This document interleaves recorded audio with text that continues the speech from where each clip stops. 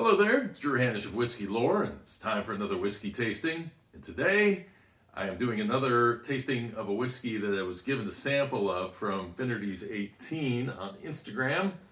And this is SpringBank 10. And the reason why he decided to bottle some of this up for me is because I had posted the other day this picture of SpringBank 12 Cask Strength.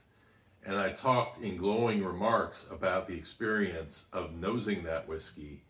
And it was an interesting experiment, actually. I was in a bar in Nashville.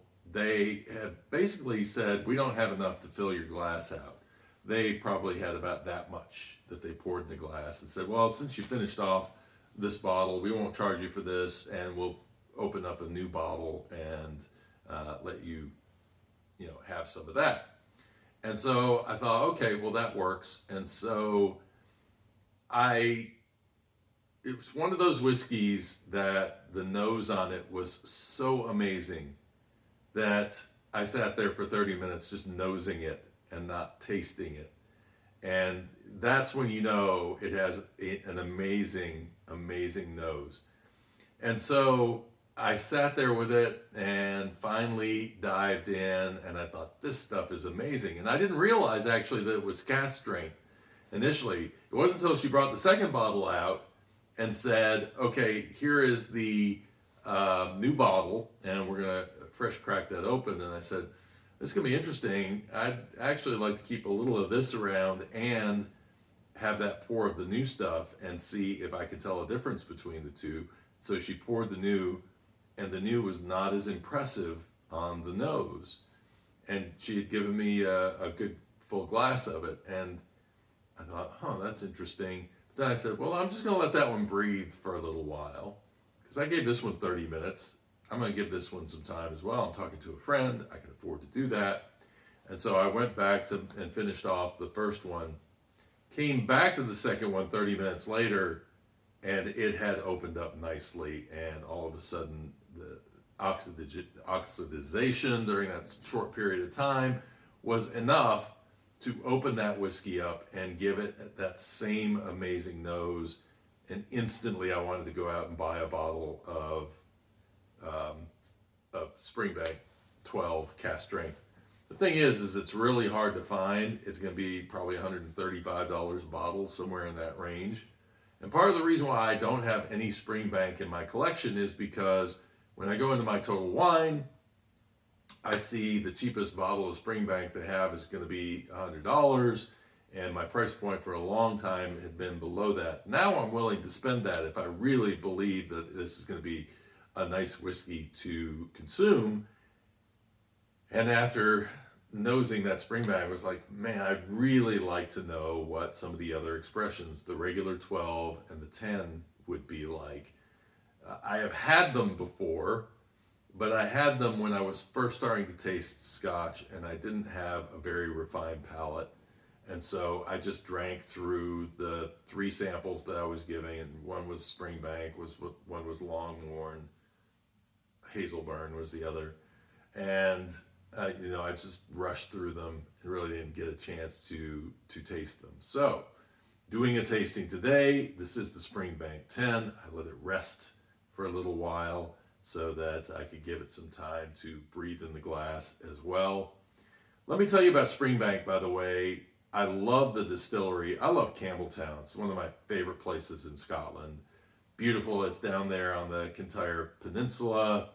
It was the whiskey capital of the world, self-proclaimed, with some 30 plus distilleries that were in Campbeltown.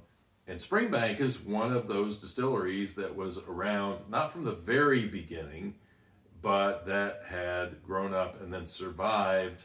It did shut down for a short period of time, came back, and then it and Glen Scotia were the only 2 distilleries in Campbeltown for a long period of time. And now they've actually split SpringBank and split off from it another distillery, Glengyle. And so if you see Kilkerran whiskey, that comes from Glengyle. And so Campbeltown now has 3 distilleries. I hear there are more in the works, which it's a fascinating region. And again, I end up with a whiskey that I pull it to my nose, and there's just some really nice stuff going on in there.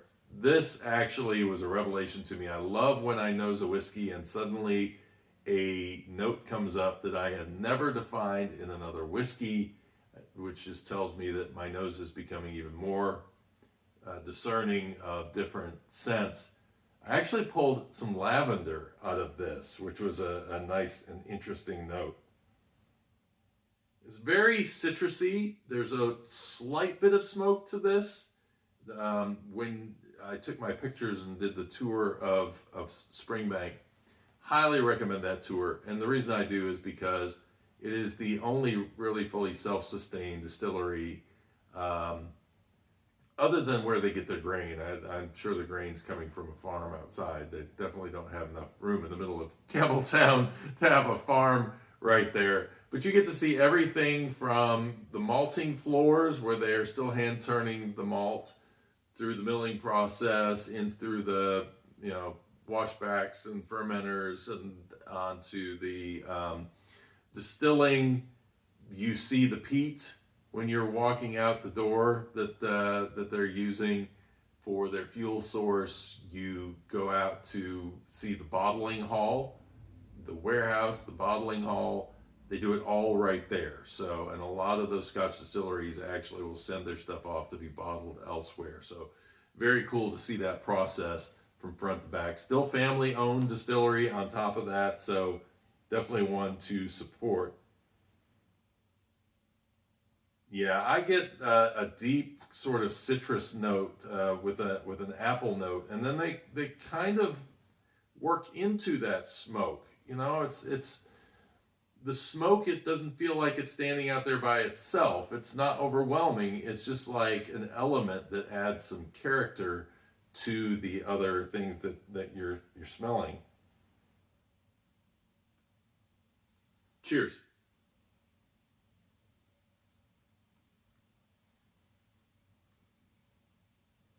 Mm. Oh, it's flavor rich. Wow. I get like orange sickle, those old orange sickle ice cream popsicles that you used to get. Man. And then there's the grain comes in. There's a peppery note that comes in along with it. But that orange kind of lingers. A little bit of that apple, a little brininess and smoke, but it just kind of, again, fits in with everything else. It's almost like, it is definitely orange to me. I pull a lot of orange out in that. Maybe a little gingery note in there as well. But, and then there's more muscle on the nose. Once you pull your first draw off of this, oh man, it just becomes extremely citrus forward. It's another whiskey I could just sit there and nose. And here's the thing. If I'm going to be disappointed in anything on this whiskey, it is when it hits the palate. It's not really a heavy whiskey. It's the mouthfeel is somewhere between moderate and slightly watery, but it packs such a flavorful punch that where you start to be let down for a second, you're like, oh man, that flavor made up for it. I mean, there's just a burst of flavor on the palate. So amazing what these guys are doing with this as their kind of entry point whiskey. And it makes me want to go back again and go buy myself a bottle of SpringBank. I will probably go for the 12. If I can find the 12 Cask Strength, I will definitely do that. But oh man, I mean, it just had such a really nice nose to it. The thing about this one is that I think it's a great way to get into it, but I really feel like I'm going to be more satisfied going in and buying the 12 over this one. So this is a very good whiskey. Like I say, it has maybe a couple of chinks in the armor, but nothing that would stop me from owning a bottle. I'm just thinking I'm probably going to end up getting the 12 instead of getting the 10. Get a little more body in it, and then have all of that fruit coming at you. So, yes, and some spices coming in there. But like I say, that orange and that orange creamsicle when you first get it on the palate, a little vanilla in there as well. Very, very nice. Have you had SpringBank? Have you had 10 and 12? Which do you think is better? Or maybe I should say, how much better is the 12 over the 10? Those are my thoughts. I appreciate you watching. If you give me a like, if you enjoyed the video, I would definitely appreciate that. And subscribe if you would like to see more of these videos. And until next time, cheers and Slainte.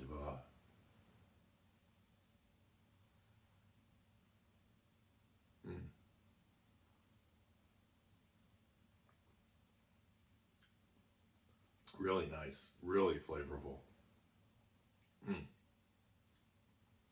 Thin, just a little thin. That's all I'm saying. But the flavor lingers. Long finish on that. Really long finish.